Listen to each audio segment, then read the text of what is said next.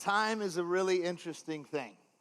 How many people know that term that says time heals all wounds is a complete bonehead thing, right? It's just not true at all.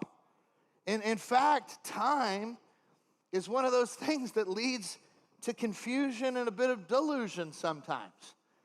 And I mean this because, in a very spiritual, godly way, sometimes my wife and I fight. Not like, this, but like this. And it's oftentimes that time leads me to a place where I remember how positive and spiritual my side of the story was and how carnal and bad her side was. I often remember things very skewed in the process of time. Does anybody relate to that? Am I the only? Okay, no amens. I got one. Thank you. But there's a reality that happens when often, as time goes on, especially after an experience, we can tend to either glamorize or terrorize the memory, and we can allow it to kind of shape and change and turn into different things. And so time can often dilute and delusion us into different things. And so it's important to remember as we talk about suffering, and this is that oftentimes when we go through suffering, it's not a singular experience. It's not a singular moment in time, but the suffering happens over time, right? It's not like it's just stamped and we just live it in a vacuum where we go, okay, this moment was suffering and now I'm good to go. Oftentimes we go through something and then the time and process of healing and pain and hurt and wound, it can start to disfigure and distort and cause us to do all sorts of things we never wanted to do. It can cause us to think about things in a confused way. And so it is imperative that we recognize it and that we identify it and that we prepare for it on the front end of suffering. Y'all, I share this to say my own story of suffering is one of time. My son here, Shepherd, on the front row, he's spiritually watching cartoons. He's got his headphones in. He's not paying attention to y'all. He's incredible. He's my champion. He's my guy. And Shepherd's story is one of suffering. When we had Shepherd 3 months into the process, we laid him down for a nap. Shepherd rolled over, he went into cardiac arrest, and we had lost him. I came into a room and I found him lifeless. He was his heart had stopped, the blood flow had stopped to his brain, and he was gone. And we started giving him CPR. I started giving him CPR, and I remembered it from another class when we went home with the twins, and somehow we were able to I was giving him CPR, and he just took a breath. And I don't know how to say all the things that happened, but suffice to say he has a traumatic brain injury because of that moment. I prayed. People prayed. We rallied. The church prayed. God, heal Shepherd, restore his brain, make it like it's brand new. Do this, please, oh God, do it. And what happened is he has CP. His life is in a wheelchair, and he's figuring out how to heal and grow and become everything God has intended him for. And yet I still didn't get what I asked for. I said, God, I want to see him run. I cried and wept, and I still weep and cry and go, God, I want to see him run. I want to see him color on the walls, and he's learning how to throw stuff on the walls. But it's different than I thought it was going to be. And the time, 7 years, 8 years, it's gone on. And it doesn't look the way I wanted it to look. It didn't play out the way I wanted it to play out. It didn't come out the way I prayed it.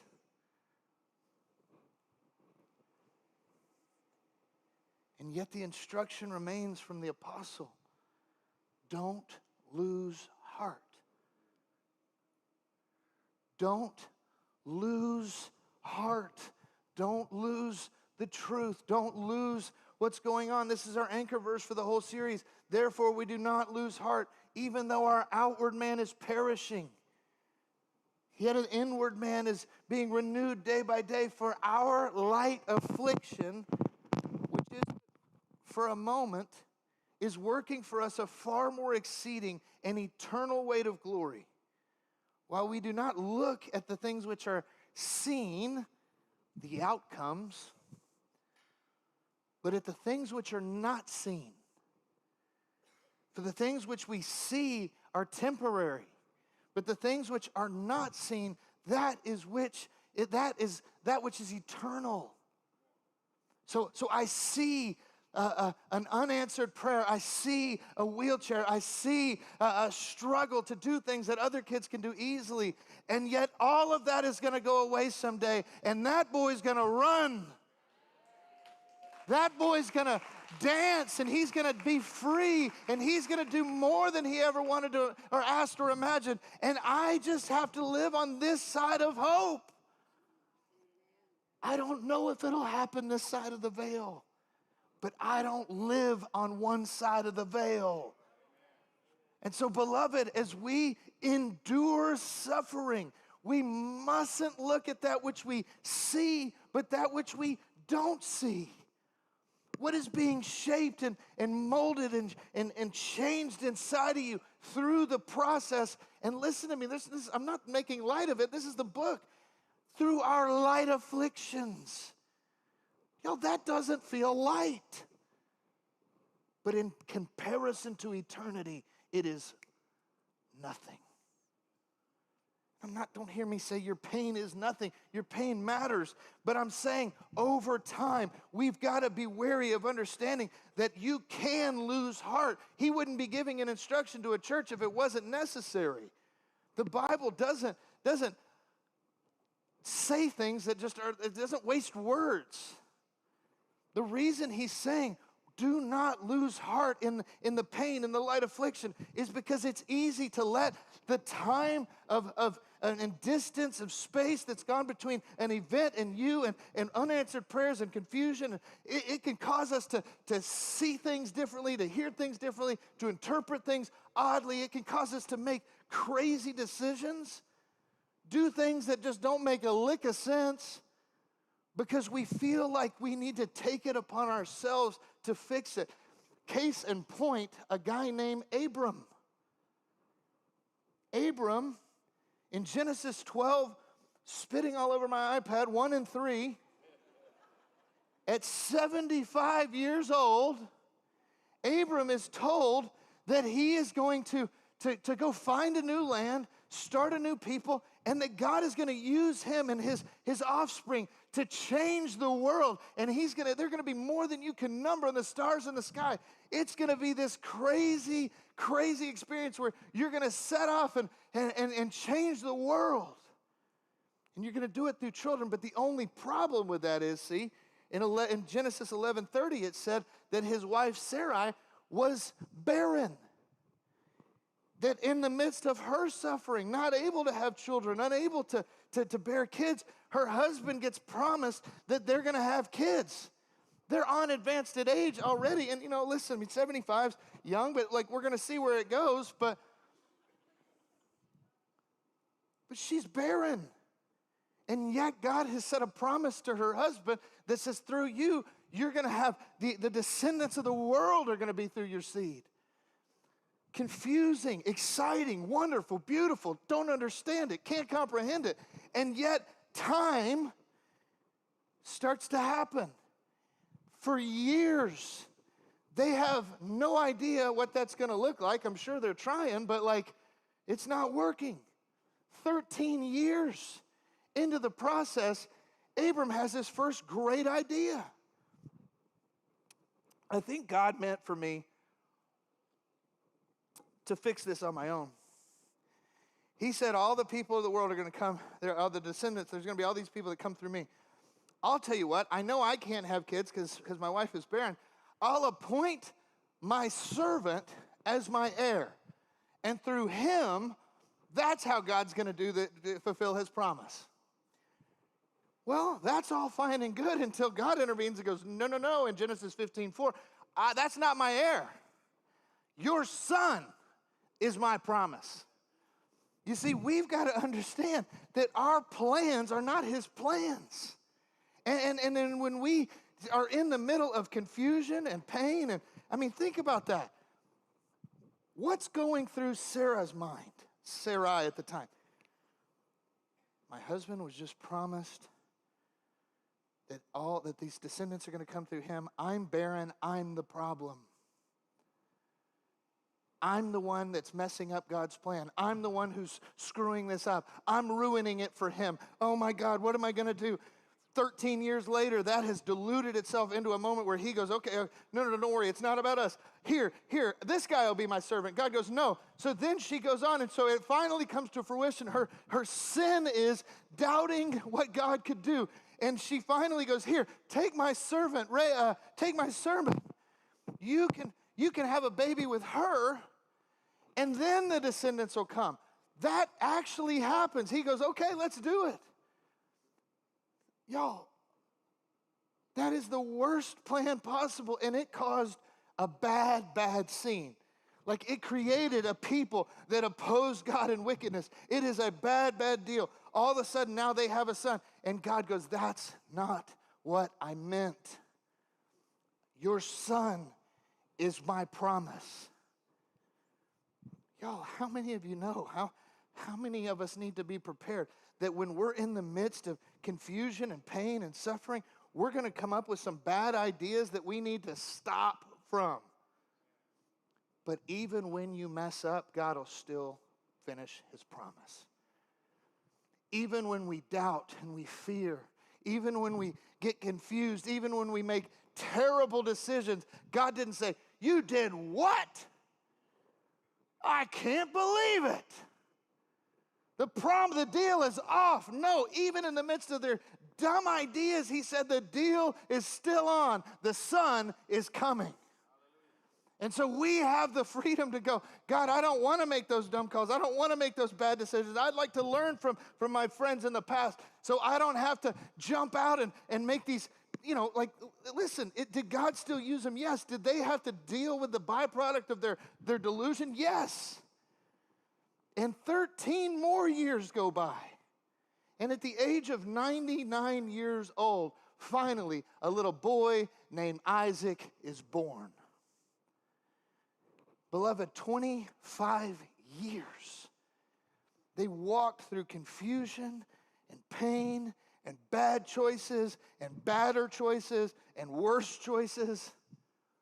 And God was faithful every step of the way. And they made the mistake of letting time get them confused and distorted and turned around and backwards. And what I'm saying to you is, as we approach this, as we look at suffering, it would be lost on us to miss the fact that sometimes it is going to feel like a lifetime. And that doesn't mean God's not doing anything. It doesn't mean God is aloof or afar off. It just means it's different than you think it should be.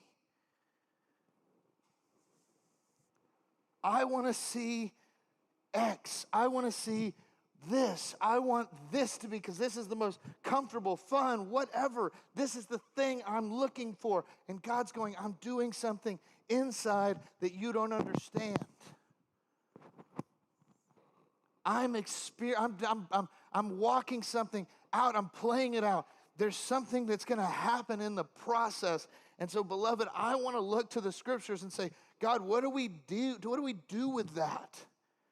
And I think Psalm 13 does a fantastic job of kind of giving us a prescription, first of the symptoms, then of action about how do we deal with the enduring type of suffering. And I think it's important to take a note about King David, the psalmist. Oftentimes, if we look at the Psalms, we can get confused and think it's a chronological letter, meaning the first one happened early in his life, and the last one happened, the last Psalms happened at the end, but they're not all the same author, but King David's are kind of all throughout. And it's a fascinating study to look at a psalm, but then know what is he going through when he wrote this psalm.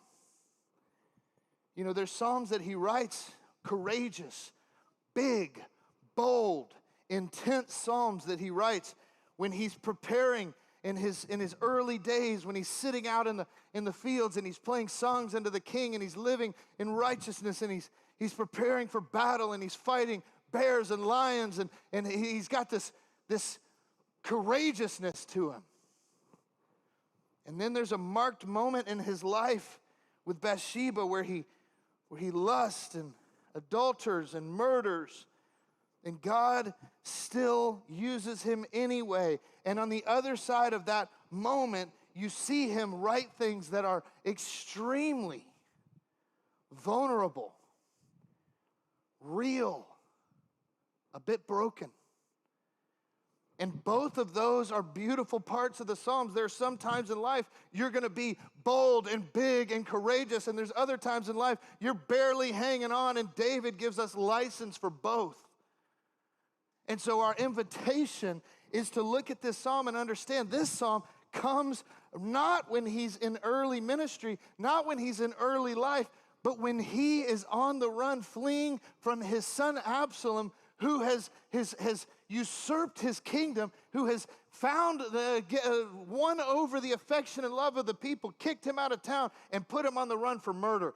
That moment is when he's sitting out there at the end of his life questioning, is this because of Bathsheba? Is this because of this? Is this because of that? Did I mess up so bad that you're giving this to my son? Am I the broken one here?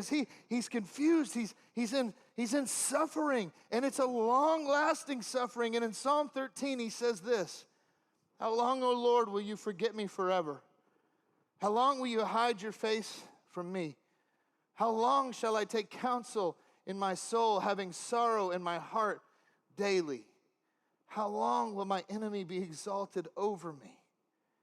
Consider and hear me, O Lord, my God, enlighten my eyes, lest I sleep the sleep of death, lest my enemies say I have prevailed against him, lest those who trouble me rejoice when I am moved.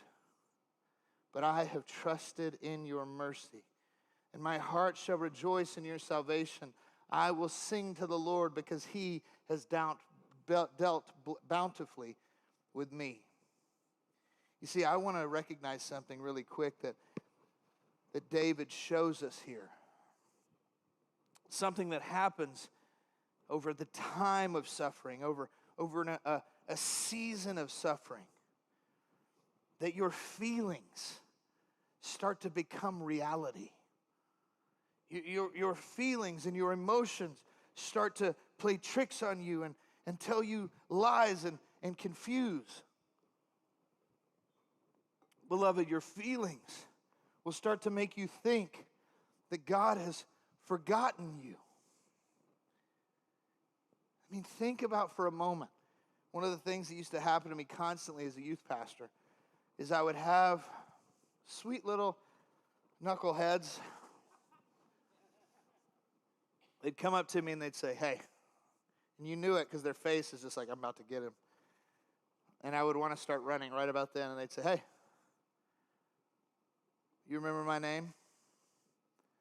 And it was just like the worst because there were hundreds of them, and half of them would never come talk to me, so they would never introduce themselves. They knew my whole story.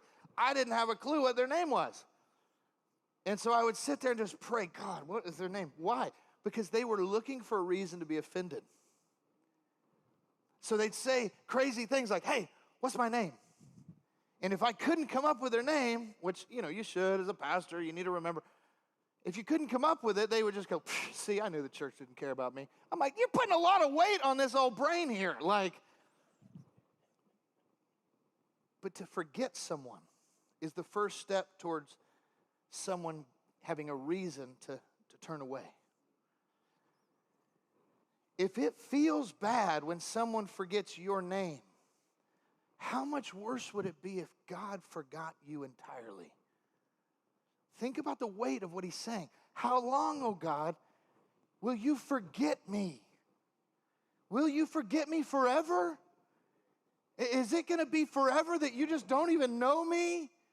Think about what his emotions are doing to him right here. Then he goes on and he says, how long will you hide your face from me? Y'all think about that. This has happened. I know we're all cool and popular people, but at some point in your life, you've probably experienced or seen someone experience this, where you see someone walk in and you go, oh gosh. Nobody? I'm saying they thought that about me. Not that I did that to anybody. But how would that feel? Somebody you think is a friend, you walk in and they go, oh, geez, Jeff's here. Okay.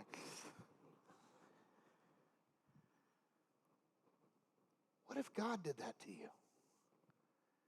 You talk about, you forgot my name. Now, it's not just that you forgot about me. You don't even want to see me. You turned your back on me, oh God. I mean, the emotional devastation, the tricks that are being played. You're gonna forget me? You're gonna turn your back on me? How long shall I take counsel in my soul, having sorrow in my heart daily? That's to say, hey, how long am I gonna be the only one that understands me? Because pain and suffering makes you think you live in a tower that no one else understands. And so pain is unique to you. This experience is unlike any other experience. No one can relate to this. No one can understand it. I'm the only one who can give counsel to me. How long, oh God, will you refuse counsel and let me sorrow in my heart daily?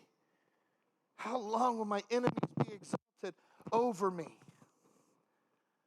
How long will I lose? How long will I be defeated? See, the problem with this is it is directly in contradiction to the truth of God's word, every single one of them. It's not lost on me that David is expressing emotion that happens, feelings that happen when we are in despair, when we're in heartache, when we're in suffering. The deal is it's just not true. The first question he asks is, will he forget me? Isaiah 49:15 says, can a woman forget her nursing child and not have compassion on the son of her womb? Surely they may forget, yet I will not forget you. Will he hide his face from me? Well, Ezekiel 39:29 says, I will not hide my face from them anymore, for I shall have poured out my spirit on the house of Israel, says the Lord God. What about, am I my own counselor? Am I the only one who gets it? Isaiah 9:6 says, for unto us a child is born, and the government will be upon his shoulders, and his name will be called Wonderful Counselor, Mighty God, Everlasting Father, Prince of Peace. And will my enemies be victorious over me? Romans 8:37 declares, yet all these things we are more than conquerors in him who loved us. So you want to look at your emotions and you want to acknowledge your emotions. You want to embrace that and go, okay, that's real. I'm feeling that. I see that. But what do I need in a moment of suffering? We learned this a couple weeks ago. I need the presence of God and the truth of God, because nothing else will get me through. And so when I hear my emotions running amok and confusing and distorting and delusioning and calling me to question all the truths of who God is, I need to stand tall and say, my emotions don't control me. I don't have to listen to the lie because I have the truth. There is not one thing he says that has any inkling of truth. It is all just hogwash. God's not going to forget you. He promises he won't. He's not going to forsake you, turn his back on you. He promises he won't. He's not going to leave you alone to counsel yourself. He's given you a mighty counselor. And he's not going to let your enemies be victorious over you, because he's made you more than a conqueror. And so we need to stand up in the blast furnace of fear and trembling and pain and worry and doubt and say, God's truth is what I need. And his presence is that which I long for. So what is the prescription of Psalm 13? Well, it goes on and it says 4 things. It says we must lean into his presence and his power. It says, God, think about me. Open my eyes to see what's real. Because in suffering, things get foggy. Consider me, oh God. Open up my eyes and let me see what's true. Open up my eyes and let me understand what you're speaking. Because my emotions are saying you're gone, and my news feed is saying that you've abandoned us, that you've turned your back on us. My everything in the world is telling me to be afraid, and yet you say you won't forsake me. And do not fear. That which I see is temporary. That which is not seen is eternal. He then says to trust. He says, consider me and hear me, O Lord. Enlighten my eyes. And he says, but I have trusted in your mercy. Beloved, if you're in a moment, if you're in a season, as we get in seasons of suffering, first we need to pray for clarity and wisdom, truth. Consider me, God. Give me eyes to see. But then we need to remember and reflect on the mercy of God. Trust in his mercy. I don't know why he didn't answer the prayer the way I prayed it. I don't know why he didn't give me that which I asked for. I don't know why I don't get what I want. But I know he is merciful because he has dealt mercifully with me. I know that God is a God of mercy. Why? Because it says that while we were still sinners, he died for the ungodly. If there was nothing you could do to get it, there's nothing you could do to lose it. That means I have to trust in his mercy with my son when I don't understand why it's not going the way I want. Why? What do I do with that? Trust that God is more merciful than me, that he knows a plan far better than me, and that he's working in this light affliction an eternal weight of glory that I don't understand, but I long for. So we look upon his mercy, and then it draws us to rejoice in our own salvation. If you're in a season of suffering, remember what it was like to be not saved. Think about what it was like to go, man, there was a time that I wasn't a pastor. There was a time that I didn't have a lovely family. There was a time I didn't have an amazing church. There was a time I actually thought God didn't know who I was, where I actually thought he had turned his back on me, where I actually thought that I was my only counselor, and when I actually thought that I was going to be laid down as my enemies trampled over me. But that's not true. He set me free, and he gave me life to the fullest through the Lord Jesus Christ. So we rejoice and celebrate. I don't get it. It doesn't make sense. And it makes sense to me why David's saying, hey, wait. Open your eyes. Consider me, O God. Let me remember and trust in your mercy and remember and rejoice in my salvation. And then he says this crazy, weird thing. I'm going to sing. Charles Spurgeon, the Prince of Preachers, said, the world hath need of more singing men. Because something happens when we sing.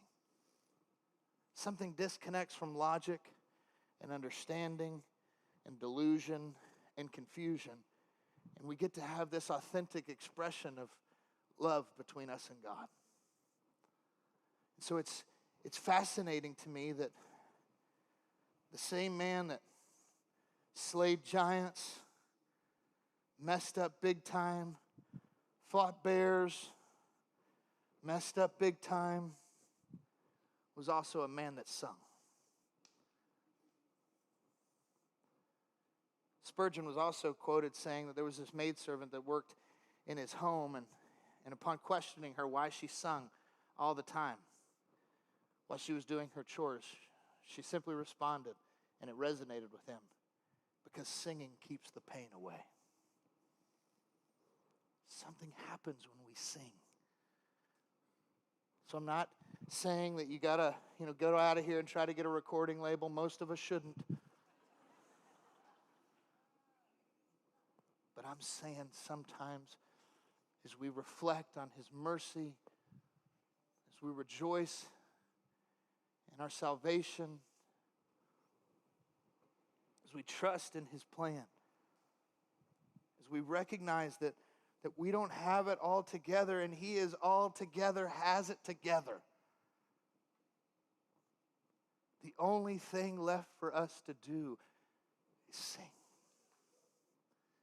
And so we sing songs not out of some, well, we don't know how to finish the last 5 minutes of service. But I've invited the worshipers to come back up here and lead us in a song. Because my heart for us today is to either continue to endure in the suffering that God is bringing us through, or it's to prepare for when those hard times come, to trust in his mercy, to rejoice in your salvation, and to sing. Why? Because he's dealt bountifully with you. And so whatever the outcome is, whatever the scary thing is, whatever the suffering is, you can trust that he'll deal bountifully with that as well. And so we leave it all up on the altar, trusting, remembering that we are not to lose heart. Because as we endure these light afflictions, he is working for us a far greater weight of glory. And that which is seen, it's going to go away. But that which isn't seen is going to last forever. Beloved, I want to invite you to stand up together. And let's worship and sing a song. Trust in him. Lean on him. It's okay to have questions and be confused. It's even okay to mess up. But a better way is to lean fully and surrender to him and trust him with every bit of it. Amen, church? Amen. Let's worship together. And all the earth will shout your